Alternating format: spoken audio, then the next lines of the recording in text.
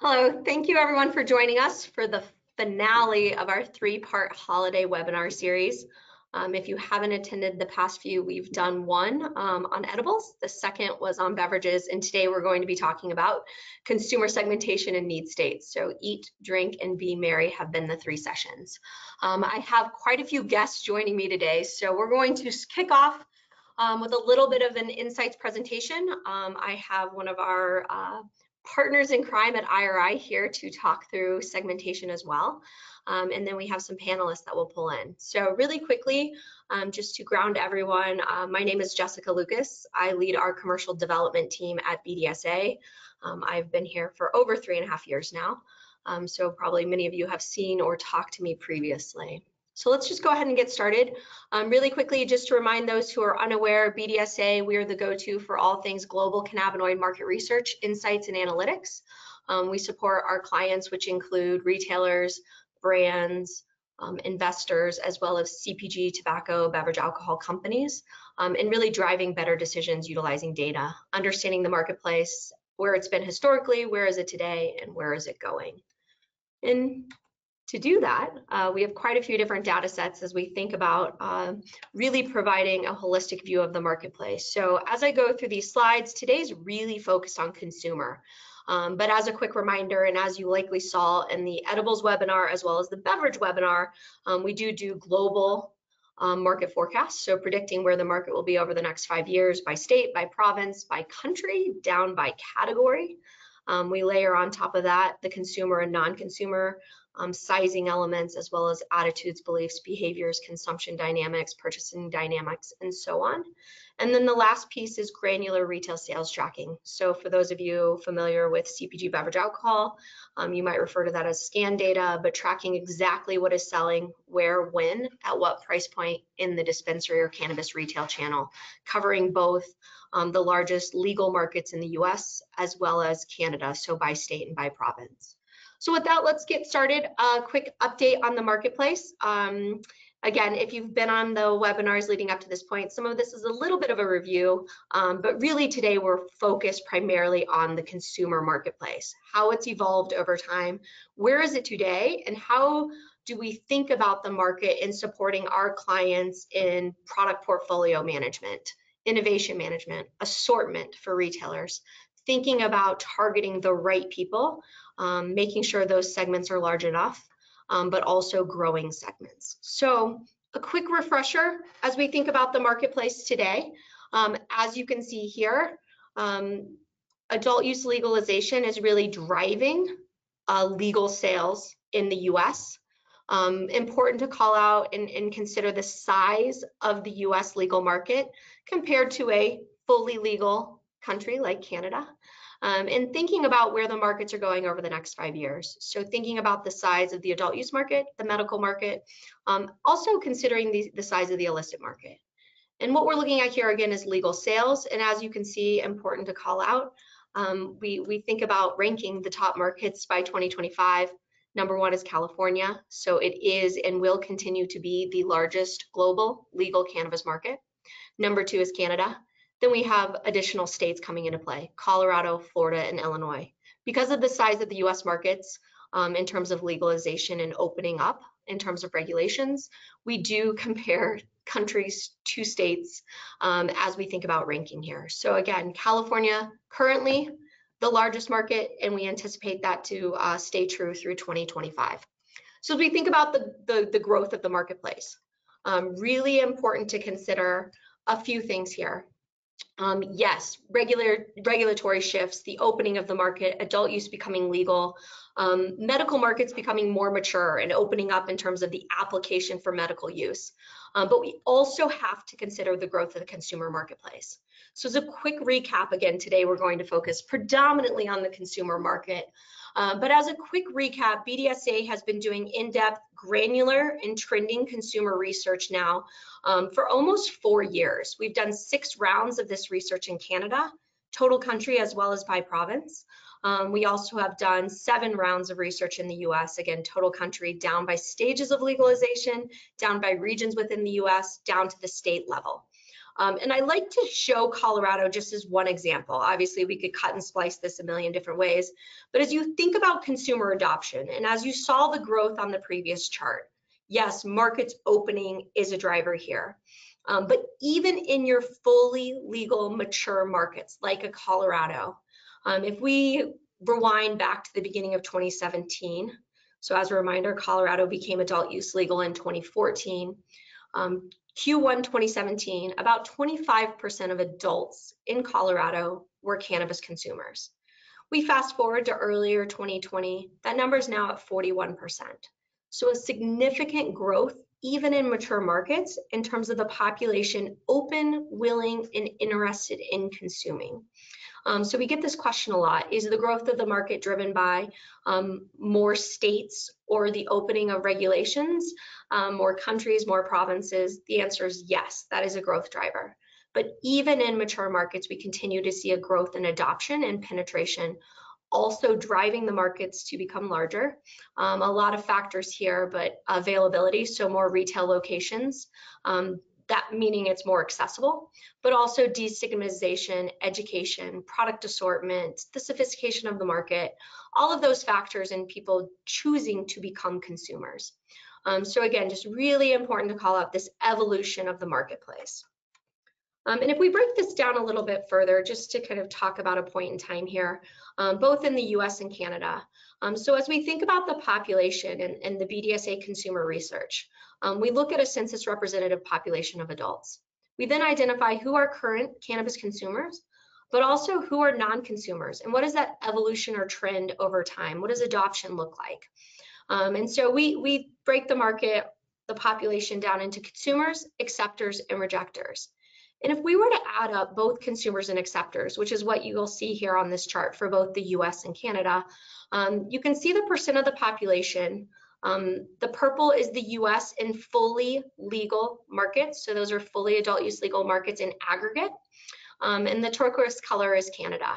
As you can see here in the US, we're almost at 70% of the population accepting, meaning they currently consume or open to consuming cannabis. And interestingly, Canada, coming online more recently compared to some of those fully legal markets like Colorado, Oregon, Washington, California. But right there behind the US, right there with us, with about 65% of the population saying they currently consume or open to consuming cannabis. So as we think about the market evolving and we think about where we are today, we continue to see growth of the consumer population. We continue to see the behaviors and the attitudes and the consumption dynamics and the purchasing dynamics evolve over time. So while we like to say this is mainstream, it's worth caveating those 35% here you see of the population consuming. That's still very low, or at least relatively low, compared to mainstream consumer packaged good, beverage alcohol, and tobacco. Where, for example, in beverage alcohol, you're going to see that percent of the adult population consuming, somewhere in the range of 60, 65 to 75%. So still a ways to go. So while we talk about acceptance being mainstream, there still is a lot of growth potential here in terms of consumer adoption and penetration. So with that, a quick reminder, and I think at this point we've debunked the stoner stereotype over the last 3.5 years, but a quick reminder, we're talking about cannabis consumers across the board. They cross demographic breaks, socioeconomic statuses, need states, occasions, seeking different functional benefits, desiring different outcomes from products, very different motivations and attitudes. And this is where we start thinking about how people think, how they behave, what motivates them, to really start driving to understanding consumers, identifying segments, and being able to better appeal to those consumers with your brands, with your products, with your store experience, and so on. So with that, that was just a quick intro. I'm going to come back, but I did want to give Carl, my partner in crime from IRI, a chance to kind of inform everyone of how we think about consumer segmentation, kind of from the lens of a consumer packaged good world. So Carl, if you want to go ahead and join me. Jumping in, there we Awesome. are. All working? We're good. We're video and audio. Yeah, you're all right. good. Thanks for joining us. Carl, I'm going to mute myself. You can guide me in slide transitions, but thanks again for joining us. Maybe give the audience a little bit of background of your role at IRI. If you want to provide them some background of the BDSA-IRI relationship, feel free to do so as well. Sure, we'll jump in with a little bit of both of those things. So, hi everybody, I'm Carl Edstrom. I lead the survey and segmentation team at IRI. For those of you who know IRI, you may not think of IRI as a place where survey work would be done. My career has basically been in the survey world. I've worked for a number of different survey research companies, mostly partnering with CPG clients around the world. And for the last 10 years, I've been leading this practice area at IRI. So typically when people think of IRI, they think of us for leveraging point of sale data in consumer packaged goods across retailers throughout the US. We also have a consumer panel of 100,000 households who regularly scan their purchases. So any product that has a UPC code on it, they scan it, we upload it into a database. So not only do we know what's being purchased and where, especially from our point of sale data, but because we have the panel data, we know who is making those purchases, where they're purchasing, how frequently, and so on. So we leverage both of those data sets to try to understand what's happening, where, and who. Our team gets involved with our clients when we're talking about the questions of why. So anytime anybody has a question about the motivations that consumers have that underlie the behaviors that we're measuring with our other services, our team gets involved. Now, we've been partnering, IRI in total has been partnering with BDSA for a few years now. You know, partly because we're talking about, to a large degree, what's happening in dispensaries with the marijuana, the cannabis industry. And we view dispensaries as a new channel to us. You know, we cover all the different retail, grocery, mass, drug, convenience, and all those channels, but the dispensary is a new channel for us. So BDSA obviously has the, leads the market in that area with measuring cannabis purchasing in those channels. And what we've been doing is partnering to pull our databases together so that over time, as there are CBD-based products, for example, that are introduced in all of the other traditional retailers that IRI tracks, we've got a good handle on what's going on there, and we can combine that with the resources that BDSA brings for the dispensary channel. So what Jessica asked me to do was to talk a little bit about segmentation and how we view it. We definitely have a point of view. And it starts with this point right here. Not to start off a presentation by stating the obvious, but this is a fact. Not everyone is your customer. So Jessica just showed us a slide a few minutes ago with a variety of different people's faces, and talked about the fact that that in the cannabis space, the stoner stereotype is not. It's just that it is a stereotype, and there are many different people at all walks of life who are using these products, and for a variety of different reasons. So the question is, you have a product, how do we identify the people who are in fact your customer? So we can move on to the next slide. So that's what our goal is with a segmentation, is to identify the different consumers who are out there in the marketplace who offer the best opportunities for you right now and then in the future to have the potential to help you truly grow your business. Now, there's if there's a knock on segmentation in the world of marketing research, it's that a segmentation often helps a client, a manufacturer, a retailer to break down the marketplace. You've got 100% of the universe out there, and you can say, look, there are 6 or 7 different types of people who exist. Those are the main types of consumers, and we'll give you some information about how much of the marketplace they make up. We'll tell you something about their attitudes. We'll tell you about their motivations. And the problem is that once that's done, there's not always a way to activate against those segments. And so what we try to do is to take a segmentation that either we create or one of our clients will create somewhere else and build it into our databases so that we can track behavior over time, but also so we can help build activation plans, especially around media consumption. We want our clients to understand where these consumers, not only who they are and what they think, but where they live, where they shop, what media they consume, so they can create not only the messages, but know where to place those messages in media and really activate against them. So once that's done, we also want to be able to measure the impact over time, so that we can go back, tweak the message, and optimize the plan. And the way we do that is by taking a consumer segmentation and then building it into our panel. So we might conduct a segmentation among, let's say, 5,000 consumers, and then tag the rest of our panel, or as much of it as possible, to identify what segments everybody else belongs to. So now if you think about the fact that we have 100,000 people, and let's say half of them are typed with the segmentation, we can watch their behavior over time. We can see how the segments grow, who shifts from one segment to another, and really keep that segmentation alive throughout the over the years, instead of just that one time that the segmentation is done. So if we move on to the next slide. And the reason that we feel it's important to actually leverage our panel whenever we can is that in typical segmentation studies, there will be questions that are asked not only about attitudes, but are asked about claimed behavior. What do you remember buying in this category? We've dealt with clients before who've said, we asked people how much they bought, how frequently, how much they paid each time.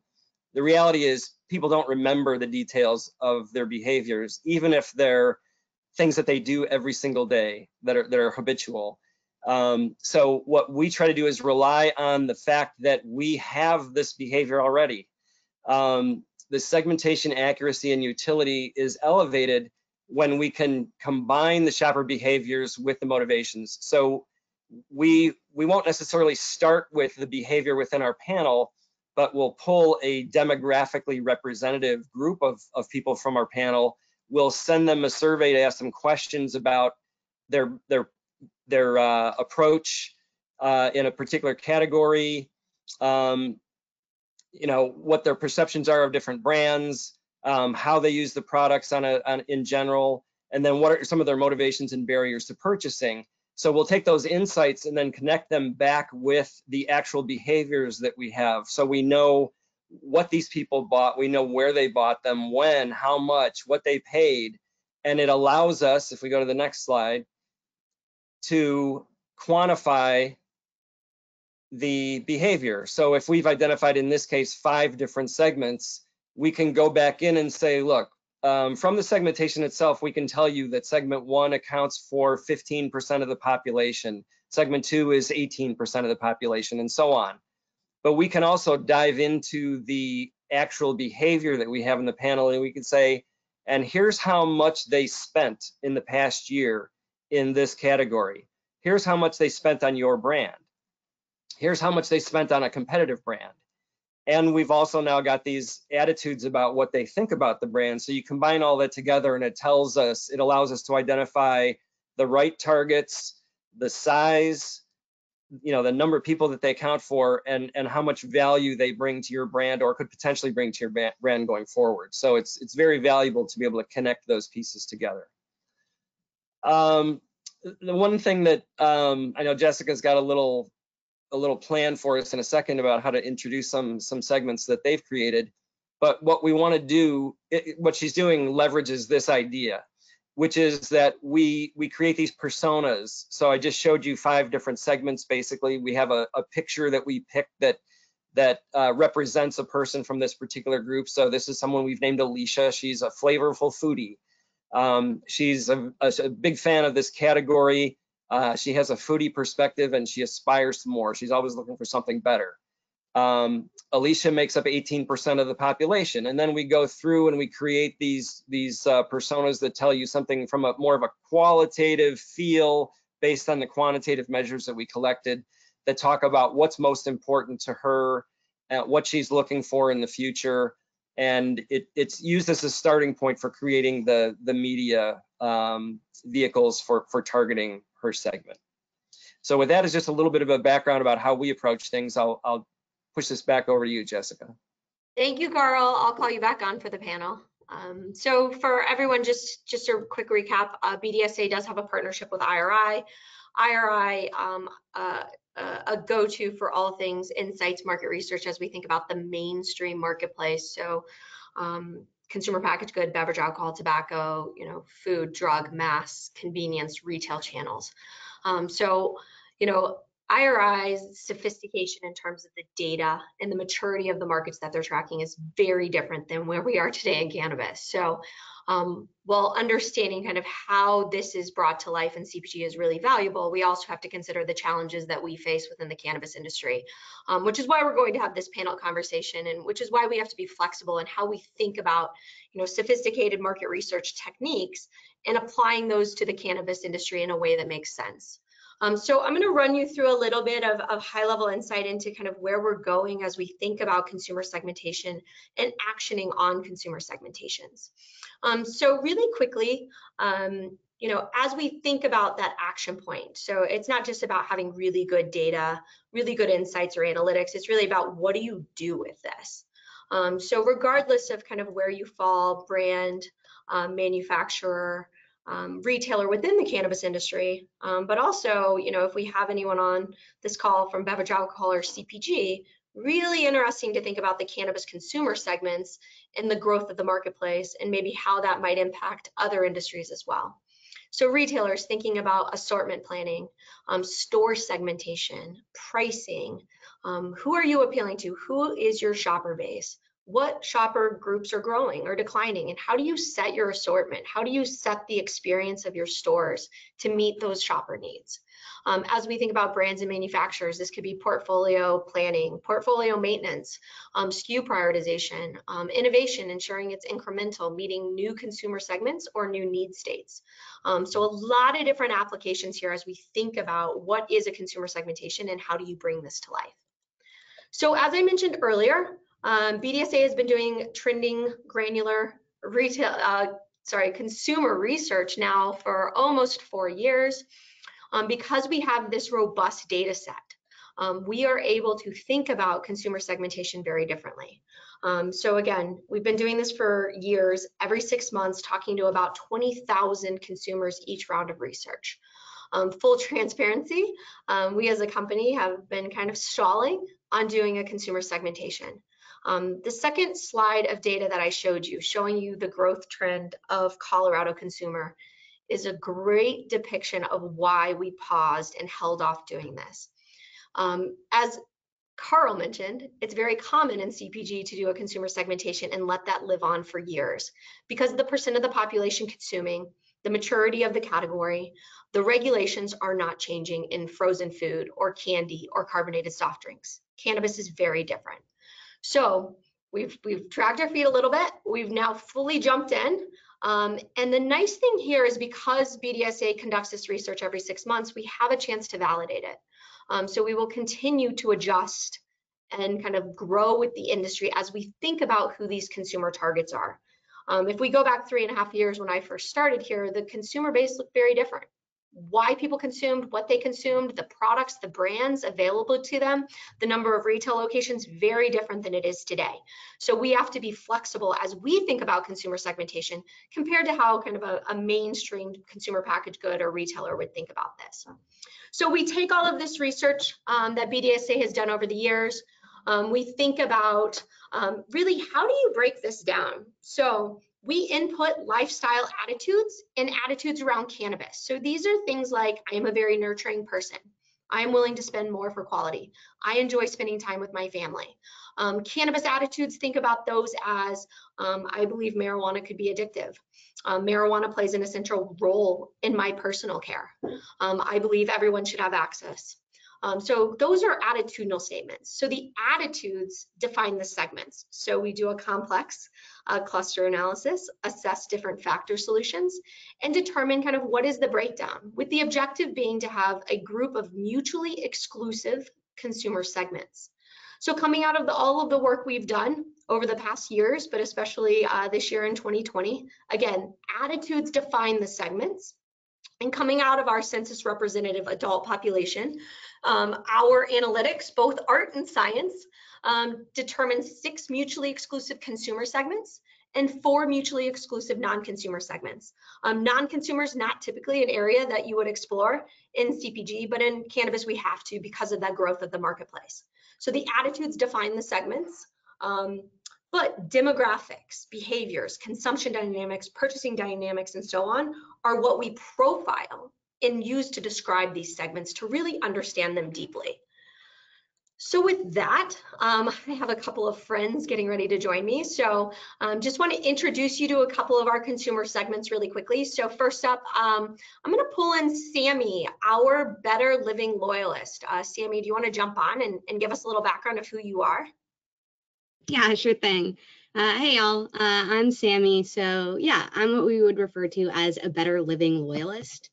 So what does that mean? Typically, I'm young, liberal, and live in urban areas.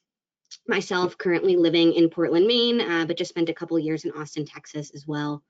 Definitely a big advocate for legalization and think it'll provide really positive benefits to both individuals and communities. And I do think everyone should have access. So for myself, I suffer from anxiety and consume to manage stress, as well as recreationally in social settings.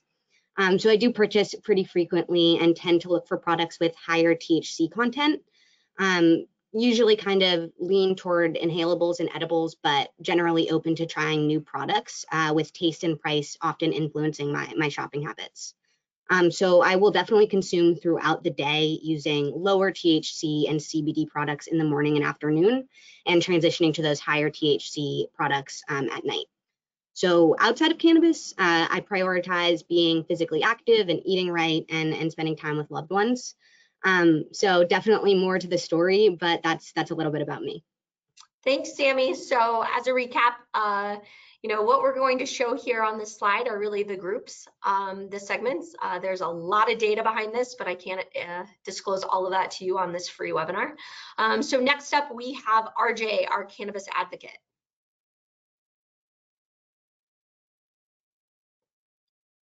Hey everyone, my name is RJ and I'm a Cannabis Advocate.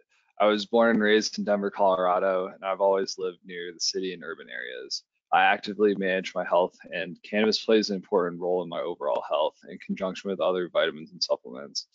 I'm a regular consumer of cannabis products, and my typical routine includes a CBD tincture in the morning and at night from a local brand, Sour Hemp. And in the evenings, I tend to consume more THC products such as concentrates, flower, and edibles.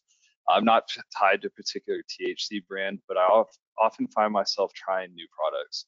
I believe that quality is the most important factor in purchasing, and I'll pay more for products that utilize clean extraction methods and utilize healthy ingredients to formulate a superior cannabis good. Thank you, RJ. Again, RJ, Cannabis Advocate, and Sammy, our Better Living loyalist. Last up, I have Nick representing our Recreationalist consumer segment. Thanks so much, Jess. As Jess mentioned, my name is Nick. I currently reside just outside of Chicago in Illinois, where I was born and raised. I do believe that marijuana should be fully legal and would classify myself as a recreationalist for a few different reasons. The majority of my consumption is done in a social setting with friends. And because of that social nature, I do prefer to, I tend to lean towards inhalables, specifically leaning more towards flower, which is just a better fit for those social gatherings. While I do have access to dispensaries, I do tend to obtain more so from family and friends rather than through some of those more traditional retail locations. I also purchase in large quantities, which makes how often I need to purchase less, but I always do keep that stockpile handy. Typically, I'm looking for higher THC content as my #1 influencer. I also put some weight on desired taste and aroma as well. So being a recreationalist, I'm always sensitive to price, and I'm constantly going to keep my eyes out looking to snag the best deals. Thanks so much, Jess. Back to you. Thanks, Nick. So just wanted to give you all a little bit of a qualitative perspective. This, again, is a very complex quantitative assessment to create these consumer segments, identify them, and ensure they're mutually exclusive. But once we identify them, the fun starts in really understanding their motivations, their attitudes, their beliefs, their behaviors, as well as their demographic composition. So hopefully it was a good insight into some of the BDSA consumer segments. And again, a lot of data behind this as you think about really understanding and profiling them, understanding the size of these segments. So I'm showing really quickly the numbers pulled out, but generally you can see comparatively in the US, across the total US versus Canada, the size of these different consumer segments. Also tracking them over time, ensuring that you're reaching and targeting a large enough consumer segment, as well as ensuring that they are growing or on trend, and tracking the evolution of these people as they evolve through the different consumer segments. Somebody could very well enter into cannabis as a socializer or a recreationalist, and over time, through adoption, become somebody that's closer to a cannabis advocate or a better living loyalist. So a lot to unpack here as you understand these segments and the transition from one to the other. Further, I'm not going to get into it in much detail, but really important, as I said earlier, to not just understand the groups within the cannabis consumers as they exist today, but also the non-consumers, and understanding why do they not consume. Is it a true belief that they are an outright rejecter and will never consume, or are they open to it and just don't have access to it? So we have to also consider these 4 segments, again, in that evolution over time. So thinking about who are your consumers, who are your acceptors who don't currently consume but are open to it, and then your outright rejectors. The last thing I'll call out is, yes, consumer segments matter, understanding them demographically, psychographically, attitudinally, behaviorally, consumption dynamics, you know, what are they consuming, topicals, ingestibles, inhalables, where, when, and why, and what does that point of purchase look like?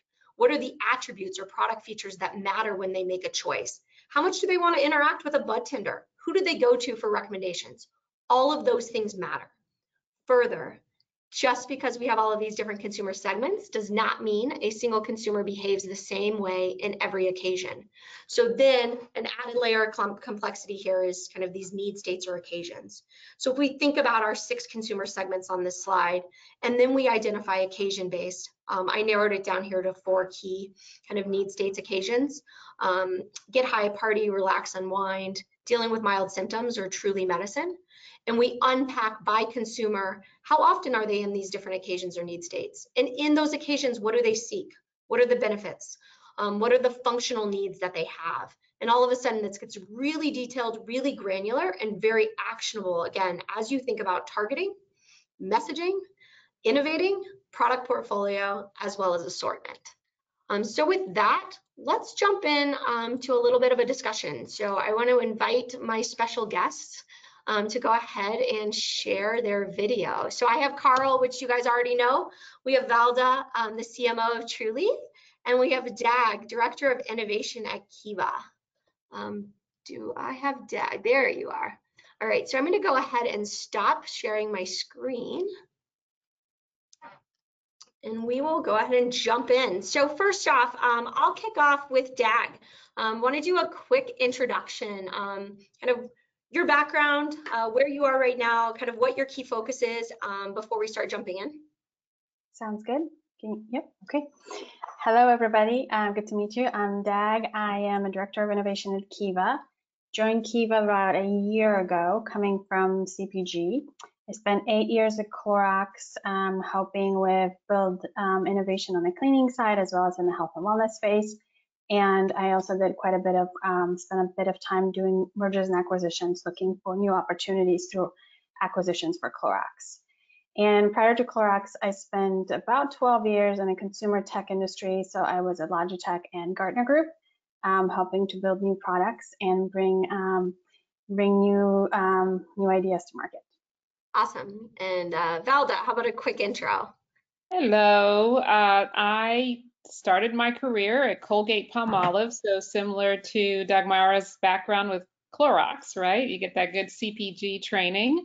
And then from there, I went on and I spent some years in the beauty industry and also in beer, wine, and spirits before transitioning to smaller, more high growth companies when I moved to Florida, private equity backed. Most recently, I love to mention this because there is a connection to cannabis, but I did some agricultural marketing working on mangoes. It's my Interesting. favorite fruit. And so myrcene, of course, is a terpene that is found in mangoes, but also in cannabis. So I love mentioning that. Who would have thought, right? Mangoes would have led me to cannabis. Love that. Carl, you already entered yourself, so we're going to go ahead. You got me already. Let's move on. Yeah. Awesome. So let's just really jump in with one quick icebreaker before we get to the more complex questions. I had a few, but Carl and I both talked for too long. So one quick icebreaker, and I know I just flashed them up very briefly, but if you guys had to identify with the BDSA cannabis consumer segment, who would it be? Oh, whoa. Okay. Do you want? I'll start. I'm kind of a mix of a recreationalist and a cannabis advocate. So obviously we won't go into too much detail, but not sure, Dag, if you have a thought. You guys don't all have to answer this. Yeah, I feel like I fit mostly in the socializer segment, but there's definitely the working mom with kids sort of story that I don't necessarily, I'm not sure which one that really fits into. Yep. I'd say I'm more or less a cannabis advocate. Great. Carl, I won't put you on the spot unless you want to be. I like mangoes. Good answer. Carl's in Illinois. He has full access now. So, all right. So let's jump in. I'm going to start Valda and Dag with you guys. I think you're both like exactly 1 year into this. Is that correct? Yeah. Yes. So I'm sure there were a lot of assumptions when you entered, and then as happens for most people, they get in and they realize that everything in this industry is a little bit harder than maybe you assumed to start with. So thinking about that, how do you think about targeting or segmenting consumers or stores or brands different in cannabis than your experience in CPG? And I think specifically, like, what are the challenges that you're up against when you think about communication and targeting elements and kind of understanding and unpacking different consumer segments? Whichever one of you wants to go first, that's fine. Well, I can go. So for us, I think the big challenge, and the big question on the table that came up right away is whether or not we want to be looking at consumers at the national level, at the legal state level, or at the California level.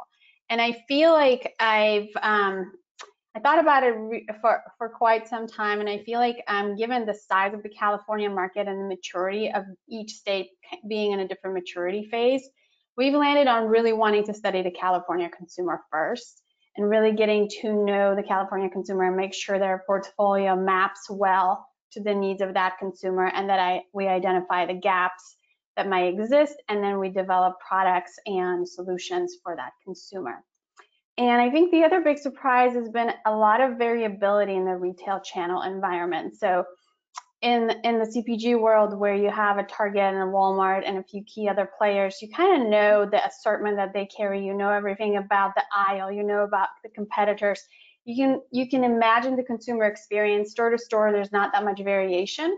Where here in the cannabis space, there exists a lot of variation in how the products are available. Some stores you can come in and pull products off the shelf. Other stores, the products are behind the glass, or you don't even see the products. You have to interface with the person. And so the way the consumers make choices are very different in this space. It's less self-led, maybe in some instances, and it's very much connected to the experience of the environment that they're shopping in. Mm-hmm. Yeah, and I think maybe some similarities there because we are an MSO, right? But we started in Florida, and there is not only a different regulatory environment by state, but also I guess what's allowable from a business model standpoint as well. So when you're vertically integrated in Florida, right, everyone that operates that does lead to certain options available to consumers in that market. versus somewhere else where, grower shippers can partner, right? And distributors can partner with people who only do retail, et cetera. So for me, I think the complexity of the category I did not fully appreciate. And that complexity of both business models, regulatory environment that affects the choices and what consumers actually see that they can purchase makes, the challenge of marketing that much harder. The other thing I would say too is that people absolutely should not assume that because, for example, Florida is med only, that the segmentation does not, that the people who are actually registered, right, are in it purely for medical reasons. Mm-hmm.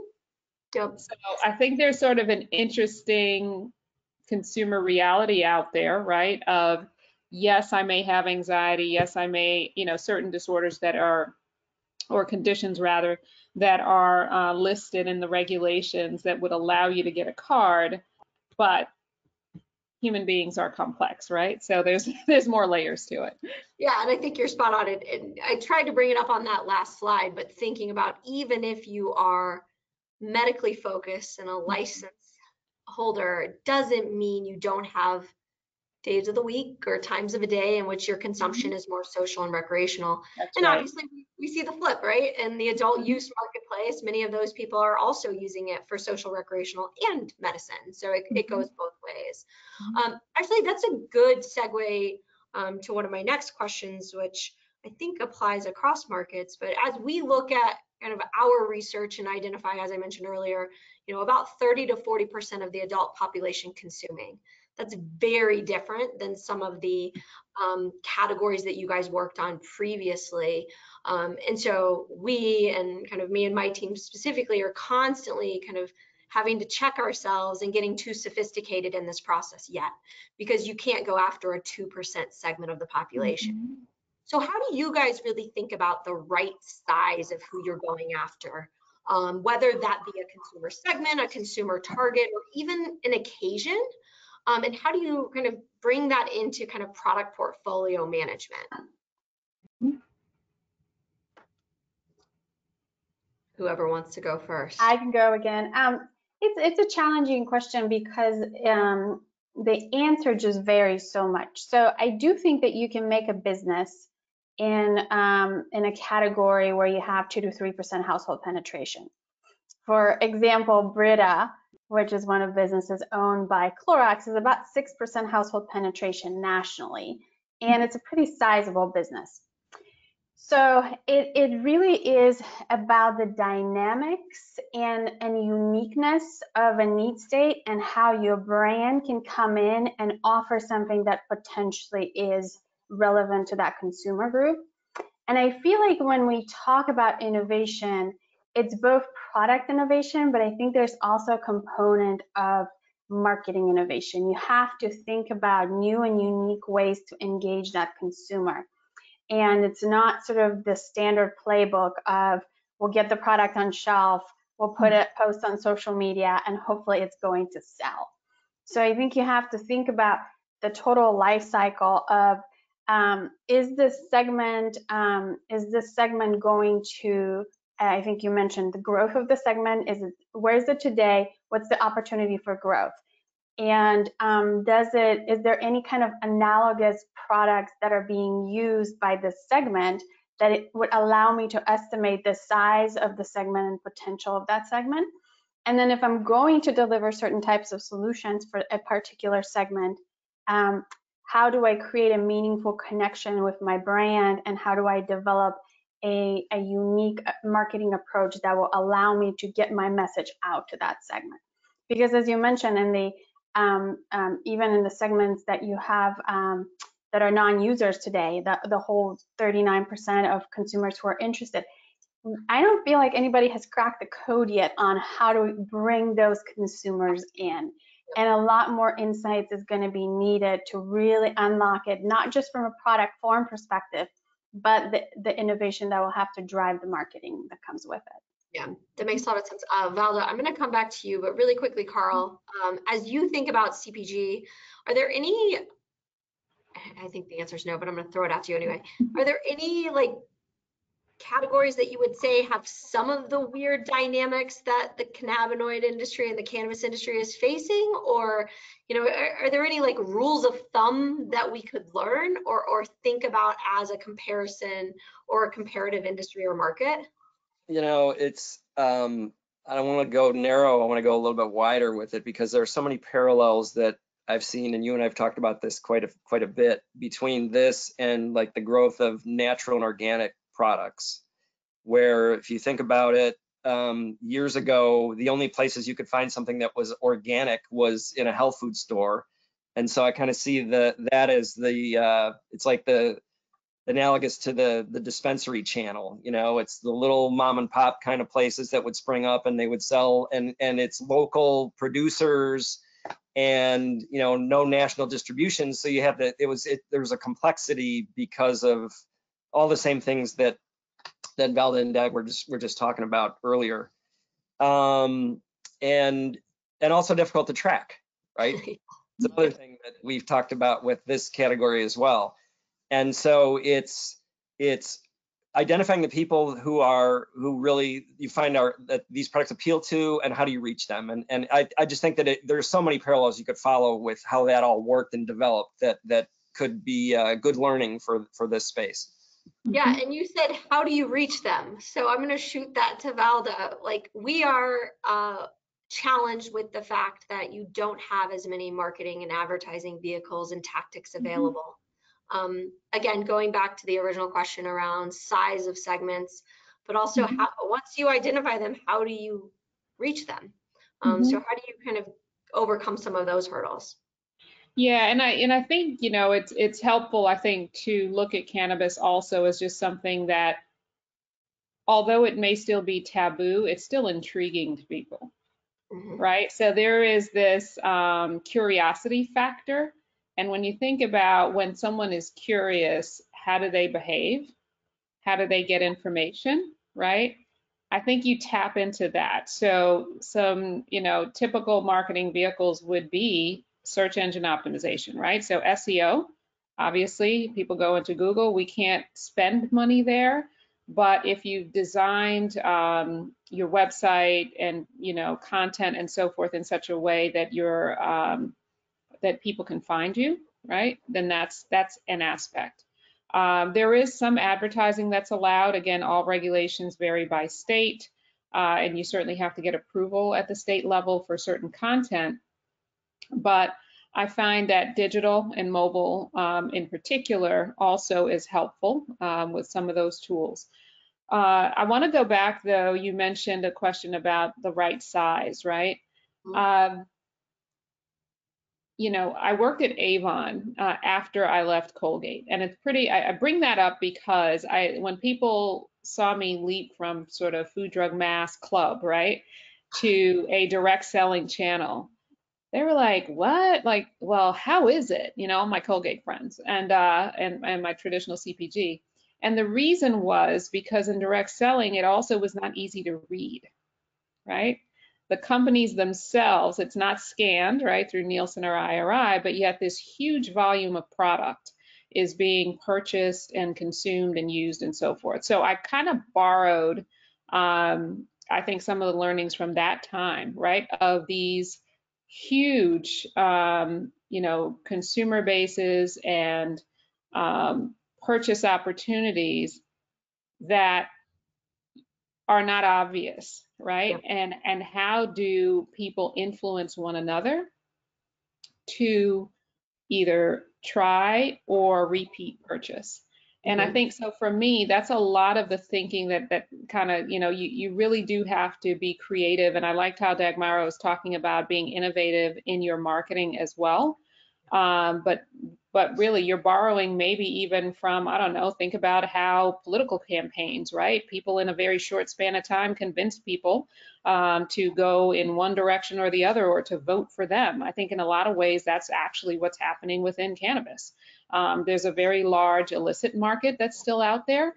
and some of those folks are purchasing, but they're not registered with the state, right, as users. So how do you tap into and reach those audience? What do they look like? How do they behave?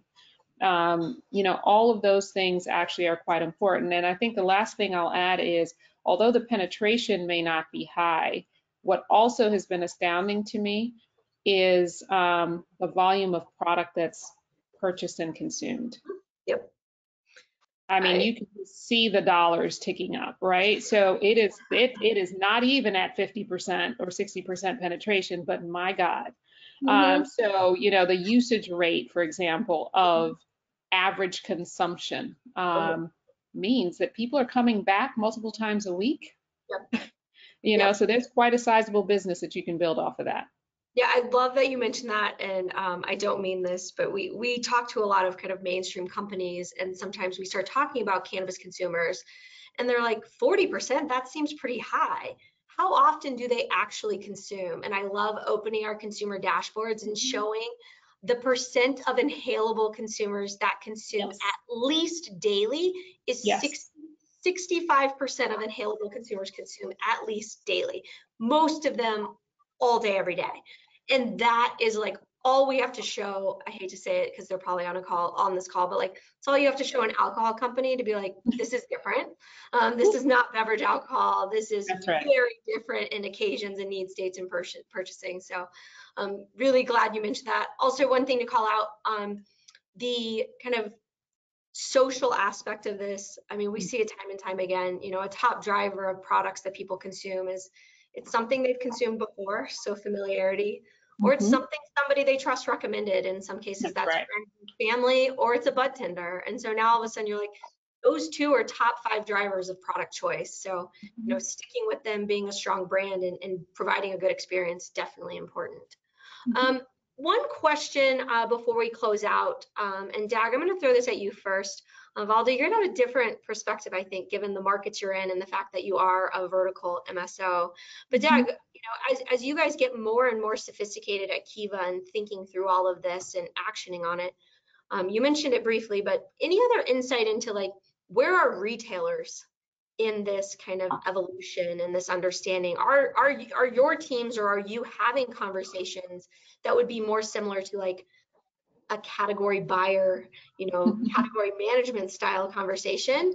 Are you talking incrementality and kind of product portfolio and assortment, or are we still a ways from that? And we're beginning to have those conversations. We certainly have them internally, and I often try to convince my founder, Scott, that we should be looking at our products through the lens of the consumer, the need, and the assortment that we have relative to competition. And so we're starting to have these conversations internally, but certainly when we go to pitch a new innovation to dispensaries, they're starting to ask similar questions. Who is this for? How is this different from what everything else that I'm offering? And why should I make space on the shelf that's already really crowded for this idea? And so I don't think there's this level of sophistication as like CPG world has in terms of assortment optimization and looking at top performing SKUs and top performing brands, and really the practice around understanding velocities and optimizing for the best sellers. I don't think that exists in the CPG space yet, but I think that obviously dispensaries are business savvy, and so they may not be using the same buzzwords, but they're certainly wanting to have the highest amount of dollars going through their stores, and they're going to be looking at them at the product that they carry and trying to figure out what do I need to have on shelf to generate the highest amount of dollars. And Valda, from more of a kind of retail and brand side of things, obviously you guys are kind of pushing the envelope on sophistication, but any additional thoughts you have there?